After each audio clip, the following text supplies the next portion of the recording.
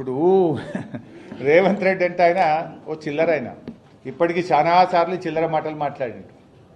ఆయన మాటకు క్రెడిబిలిటీ ఉంది. అసలు 4 పార్టీలు మారినోడు, రోజుకు 4 అబద్ధాలు మాట్లాడేటోడు, 400 అబద్ధపు హామీలు ఇచ్చి అడ్డదారిలో అధికారం ఎక్కినోడు, 15 ఆగస్టు కల్లా రుణమాఫీ చేస్తాని దేవుని మీద ఒట్టుబెట్టి మాట తప్పినోడు, సిద్దిపేటకు వచ్చి ఆయిల్ పంప్ ఫ్యాక్టరీ ఇనాగ్రేషన్ సందర్భంగా 45 రోజుల్లో 9,000 కోట్లు రైతుల అకౌంట్లలో రైతు బంధు డబ్బులేస్తా అని మాట తప్పిన ఈ రేవంత్ రెడ్డి మాటలకు విలువ ఉన్నదా?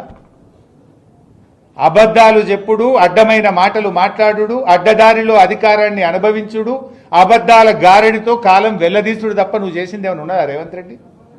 దేవుని మీద ఒట్టుబెట్టి కనబడ్డ దేవుని మీద ఒట్టుబెట్టి రుణమాఫీ ఎగబెట్టింది నువ్వు కాదా? సిద్దిపేటకు వచ్చి 45 రోజుల్లో రైతు బంద్ వేస్తా అని 65 రోజులైనా రైతు బంద్ ఎగబెట్టింది నువ్వు కాదా?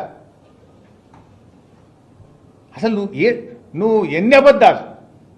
అసలు 4 పార్టీలు మారింది నువ్వు, పూటకో పార్టీ మారి ఏ ఎండకా గొడుగు పట్టే రేవంత్ రెడ్డి నా గురించి మాట్లాడతాడా? నేను ఇప్పటికి 100 సార్లు చెప్పిన, నా జీవితం అంతా కేసీఆర్, నేను బతికున్నంత కాలం బీఆర్ఎస్ అని 100 సార్లు చెప్పినా, ఇంకా 100 సార్లు చెప్తా. నువ్వేంది చిల్లరోనివి? నువ్వు అసలు నీకు నా గురించి మాట్లాడే నైతికత తక్కువ ఉందా?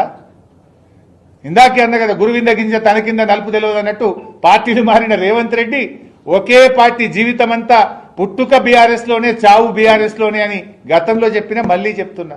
కొత్తగా చెప్పేదేముంది? నువ్వు పూటకో పార్టీ మారుతావు. ఇవాళ కూడా కాంగ్రెస్లో ఉన్నావు, మోడీ గారి పాట పాడుతున్నావు, బీజేపీ పాట పాడుతున్నావు.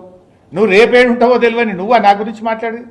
నైతికతకు నిజాయితీకి నేను కట్టుబడి ఈ రాజకీయాల్లో పనిచేసిన, విలువలతో ఉన్నాం. నీకో విలువలే లేవు నీకు. అసలు నీ ఇంటి పేరు మార్చుకో, యనుమల రేవంత్ రెడ్డి కాదు, అబద్ధాల రేవంత్ రెడ్డివి నువ్వు.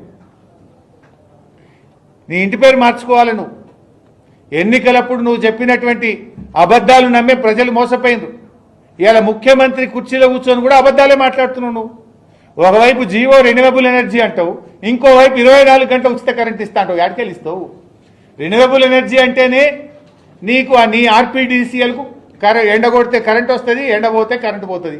ఇక దానికి 24 గంటల కరెంట్ ఎక్కడికెళ్ళి ఇస్తావు? పచ్చి అబద్ధాలు మాట్లాడుతావు రేవంత్ రెడ్డి, చిల్లర